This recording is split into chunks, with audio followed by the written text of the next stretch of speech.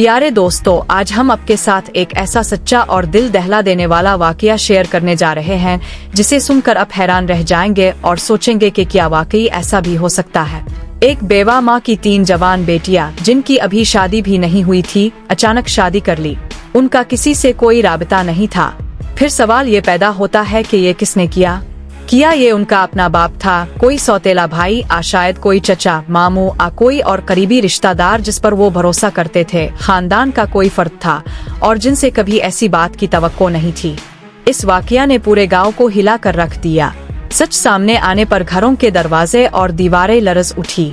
तो आइए मजीद बात किए बगैर इस शर्मनाक वाकये को सुनते हैं जिसने साबित कर दिया कि हर वहशी बाहर नहीं होता।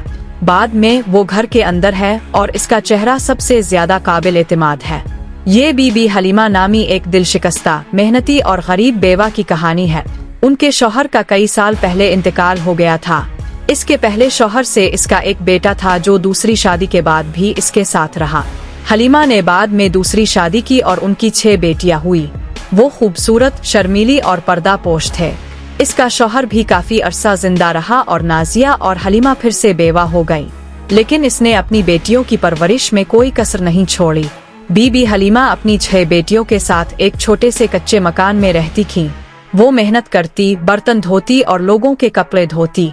अपनी रोजमर्रा की मेहनत से कमाया हुआ थोड़ा सा खाना और पैसा उनका वाहिद सहारा था। इसके सौतेले बेटे का नाम कामरान था जो उम्र में बड़ा था और शुरू से घर में रहता था। कामरान वही बेटा था जो इसके पहले शौहर से था, लेकिन इसकी तमाम बेटियां इसे अपना भाई समझती थी। सब कुछ खामोशी से चल रहा था कि अचानक एक तूफान खड़ा हुआ जिसने हलीमा के पैरों तले से जमीन खिसक दी। एक दिन हलीमा की बड़ी बेटी की तबीयत नासाज होने लगी। पहले तो बेचारी माँ को समझ न आई कि वो कमजोर क्यों है।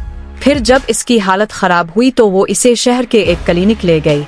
मुख्तसर मुआयने के बाद डॉक्टर ने एक खामोश जुमला बोला, अब की बेटी मुतवक्के है। ये सुनकर हलीमा की दुनिया खमसी गई।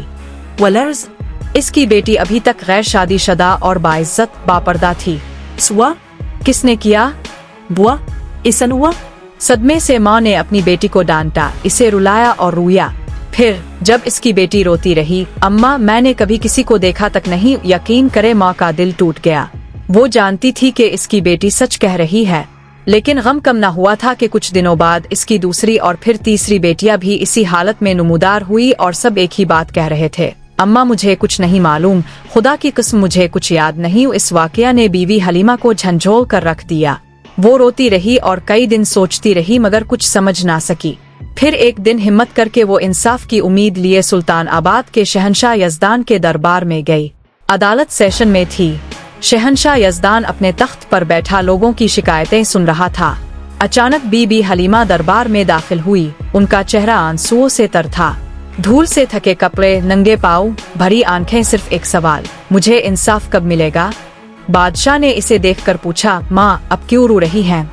आपको क्या परेशानी है? हलीमा की बीवी ने इधर उधर देखा, फिर खामोश हो गई। वजीर आगे बढ़ा और बोला, माँ के आप दरबार में आई हैं, मुंह खोलो, बताओ तुम्हें क्या परेशानी है? लेकिन हलीमा की बीवी ने कहा, महाराज मैं आपसे अकेले में बात करना चाहती हूँ। मेरा दुख ऐसा है कि अगर मैं इसे सबके सामने बताऊँ तो कल मेरे घर के दरवाजे और दीवारें भी शर्म से कांप जाएंगी। बादशाह हैरान हुआ, लेकिन औरत की कांपती हुई आवाज और इसके चेहरे पर दर्द देखकर कहने लगा कि इस माँ को मेरे कमरे में ले आओ, मैं इसका दुख सुनना चाहता हूँ। 2 सिपाही हलीमा को बादशाह के खुसूसी कमरे में ले गए। वहाँ हलीमा बेइख्तियार रोती हुई बादशाह के कदमों में गिर पड़ी। बादशाह का दिल पिघल गया और इसने कहा, माँ आपकी इल्तिजा मेरी इल्तिजा है, मुझे सच बताइए कि क्या हुआ है। अगर मेरी सल्तनत में कोई दरिंदा छुपा हुआ है तो मैं इसे पकड़कर इबरत का निशान बनाऊंगा। हलीमा की बीवी कांपती हुई आवाज में कहने लगी,